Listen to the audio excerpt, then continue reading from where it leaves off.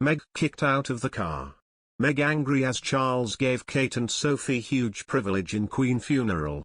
Buckingham Palace has released further details for the Queen's state funeral next Monday as the nation says a final goodbye.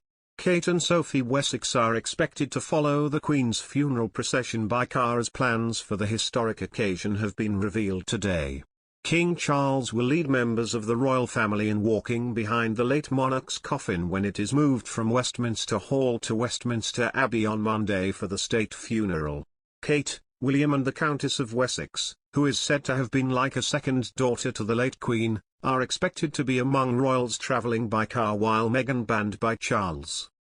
Kate and Sophie previously shared a vehicle when Her Majesty left Buckingham Palace for the last time on Wednesday for Westminster Hall where she is lying in state ahead of the funeral. Charles, who spent a private day at his Birkhall residence in Gloucestershire today, will walk in the procession to Westminster Abbey next Monday with his siblings Princess Anne, Prince Andrew, and Prince Edward. Behind will be brothers Prince William and Prince Harry, who have a fractured relationship but have united in their grief for their grandmother, along with Peter Phillips, who is another one of the Queen's grandsons. They will be followed by the Princess Royal's husband Vice Admiral Sir Tim Lawrence, the late monarch's cousin the Duke of Gloucester, and her nephew the Earl of Snowdon. Other royals, including Kate and Sophie, are expected to complete the solemn journey by car. The coffin will be carried during the procession on a 123-year-old gun carriage, pulled by 98 Royal Navy sailors using ropes in a tradition dating back to the funeral of Queen Victoria. The procession will be led by massed pipes and drums of Scottish and Irish regiments, the Brigade of Gurkhas, and the Royal Air Force, numbering 200 musicians.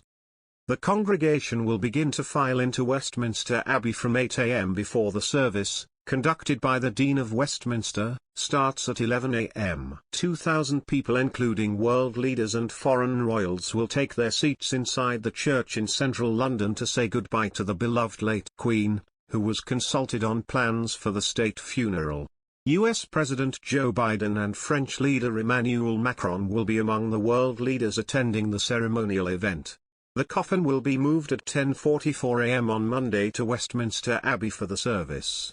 Moving elements of the funeral will include the sounding of the last post at 11:55 a.m. as the service nears its end. There will then be a 2-minute national silence which will be observed by the congregation and millions across the UK. Thousands of mourners have already filed past the Queen as she lies in state at Westminster Hall. Queue times are currently estimated to be 9 hours, with the line stretching 4.9 miles as Brits flock to pay their respects. But the public has been warned that queue times could last 30 hours or more depending on the time and day. There is a live stream where viewers are able to watch the queue's progress. The line is said to be moving at around 0.5 miles per hour, but even those near the front of the queue are facing long waits. The total distance the queue can extend is 6.9 miles, but there has been an additional 3 miles of queue infrastructure installed at the beginning and end. This means the total distance of the queue is almost 10 miles. Brits are being urged to wear appropriate clothing and pack essentials like food and water, though these must be discarded before entering Westminster Hall. There are roughly 500 portable loos and water stations available to members of the public who are queuing.